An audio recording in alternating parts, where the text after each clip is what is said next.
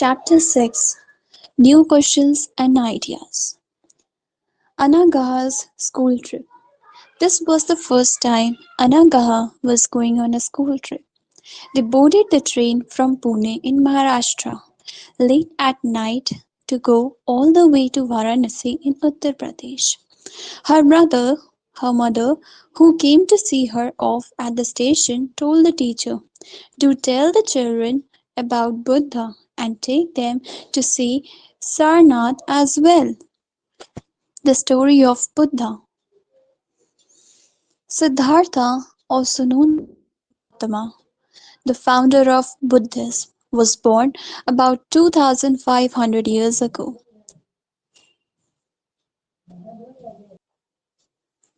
This was the time of rapid change in the lives of people.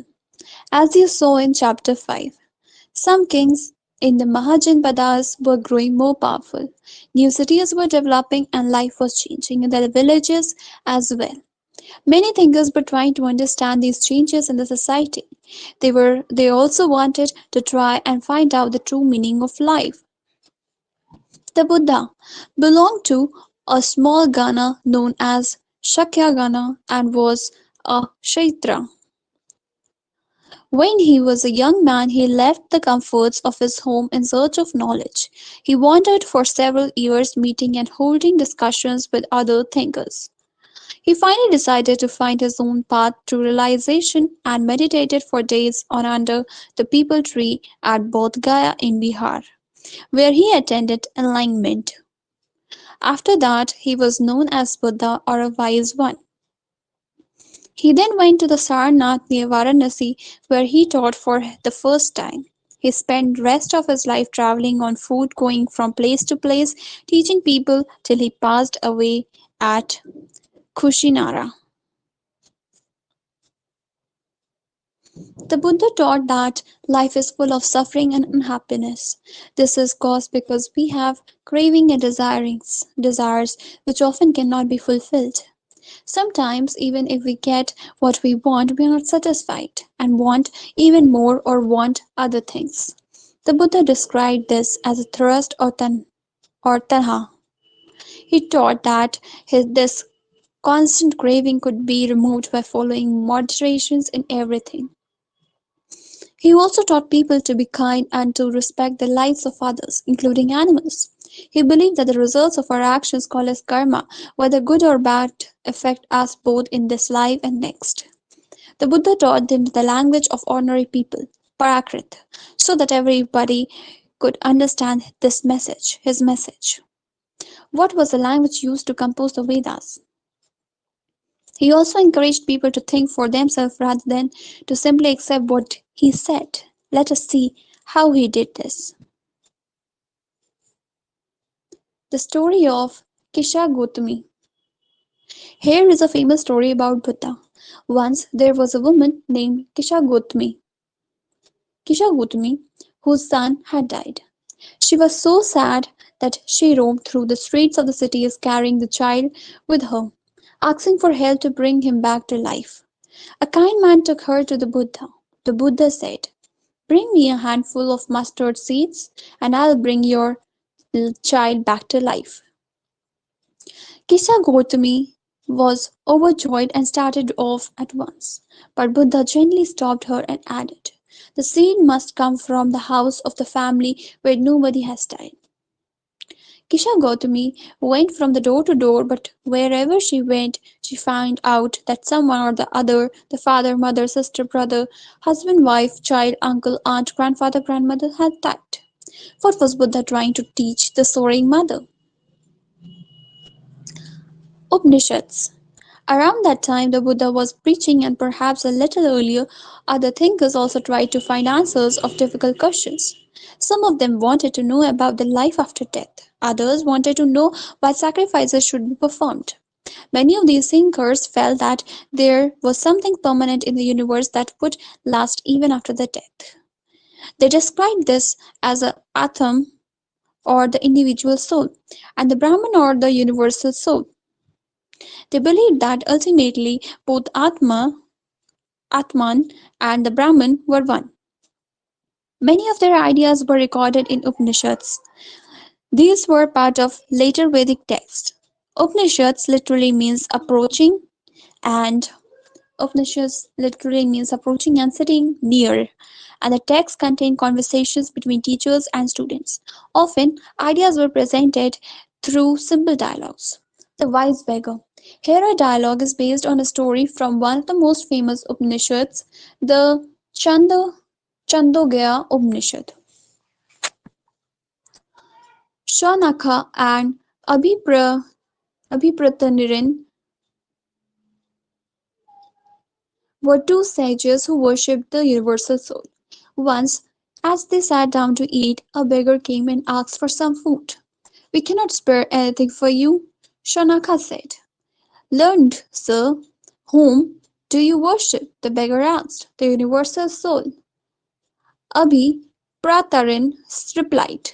Ah, it means that you know that the universal soul fills the entire world. Yes, yes, we know that, the sages nodded. If the universal soul fills the whole world, it fills me too. Who am I but a part of the world? The beggar asked. You speak truth, are you, O young Brahmin? Then, O sages, by not giving me food, you are actually denying food to the universal soul. The sages realized the truth of what the beggar said and shared their food with him. How did the beggar convince the sages to share their food with him? Most Upanishadic thinkers were men, especially Brahmin and Rajas. Occasionally, there is mention of women thinkers, such as Gargi, who was famous for her learning and participated in debates held in royal courts. Poor people rarely took part in these discussions. One famous exception was Satyakama Jabala, who was named after his mother, the slave woman Jabeli. He had a deep desire to learn about reality, was accepted as a student by a Brahmin teacher named Gautama, and became one of the best known thinkers of the time. Many of the ideas of the Upanishads were later developed by famous thinkers Shankaracharya, about whom you will read in class 7th. Panini, the grammarian. This was also the time when other scholars were at work. One of the most famous was Panini, who prepared a grammar for Sanskrit. He arranged the vowel and consonant in a special order and then used these to create the formula like those found in algebra. He used these to write down the rules of the language in a short formula, around 3,000 of them. Jainism. The last and the 24th Tirthakara of the Jainas, Vardhaman Mahavira, also spread his message around this time, that is 2500 years ago. He was a Kshatriya prince of Lichavis, a group that was a part of Vyachi Sangha, about which you read in chapter 5. At the age of 30, he left the home. At the age of 30, he left the home and went to live in the forest. For 12 years, he led a hard and a lonely life, at the end of which he attained enlightenment. He taught a simple doctrine: men and women who wish to know the truth must leave their homes. He must, they must follow very strictly the rules of ahimsa, which means not hurting or killing living beings. All beings, said Mahavira, long to live. To all things, life is dear. Ordinary people could understand the teachings of Mahavira and his followers because they used Prakrit. There were several forms of Prakrit used in different parts of the country and named after regions in which they were used. For example, the Prakrit spoken in Magda was known as Magdi. Followers of Mahavira, who were known as Jainas, had to lead very simple lives. Begging for food, they had to be absolutely honest and would specially ask not to steal. Also, they had to observe the celibacy, and men had to give up everything, including their clothes. It was difficult for most of the men and the women to follow the strict rules. Nevertheless, thousands left their homes to learn and teach this new way of life. Many more remained behind and supported those who became monks and nuns, providing them the food. Jainism was supported mainly by traders, farmers who had to kill insects to protect their crops, found it more difficult to follow the rules. Over hundreds of years, Jainism spread to the different parts of the North India and to Gujarat, Tamil Nadu, and Karnataka. The teachings of the Mahavira and his followers were transmitted orally for several centuries. They were written down in the form in which they are presently available in a place called Vallabhi in Gujarat, about 1500 years ago. The Sangha. Both Mahavira and Buddha felt that only those who left their homes could gain true knowledge. They arranged for them to stay together in the Sangha, an association of those who left their home. The rules made of Buddhist Sangha were written down in the book called as Vinaya Patika. From this, we know that there were separate branches for the men and the women. All men could join the Sangha. However, children had to take the permission of their parents and slaves that of their masters. Those who worked for the king had to take his permission and debtors that of creditors. Women had to take their husband permission.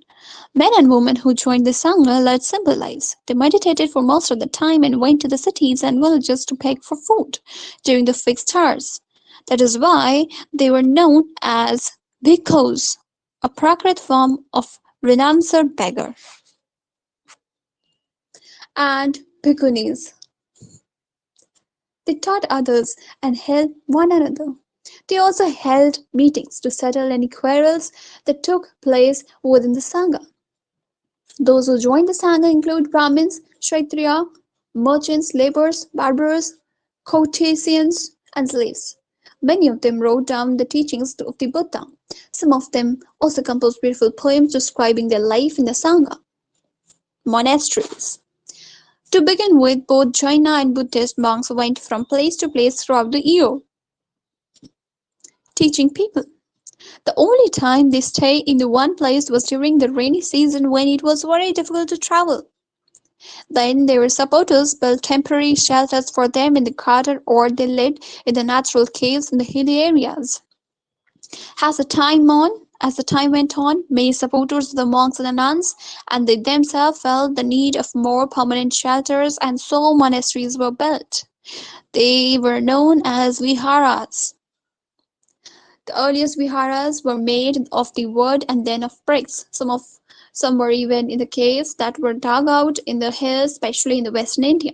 A Buddhist text tells us, just as the water of the river lose their names and separateness when they flow into the mighty ocean, so the varna, the rank, and the family forgotten when the followers of Buddha joined the order of monks. Very often, the land on which the vihara was built was donated by the rich merchant or a landowner or a king. The local people came with the gifts of the food, clothing, and medicine for the monks and the nuns. In return, they taught the people. Over the centuries, Buddhism spread to many parts of the subcontinent and beyond. The system of ashrama. Around the time when Jainism and Buddhism were popular were becoming popular, Brahmins developed the system of ashramas. Here the word ashrama does not mean a place where people live and meditate. It is used instead for a stage of a life. Four ashramas were recognized: Brahmacharya, Grihastha, Vanaprastha, and Samayasa. Brahmin, Kshatriya, and Vaishya men were expected to lead a simple life and study the Vedas during the early years of their life. Brahmacharya. Then they had to marry and live as a householder. Grihastha. Then they had to live in the forest and meditate. Vanaprastha. Finally, they had to give up everything and become Samayasini.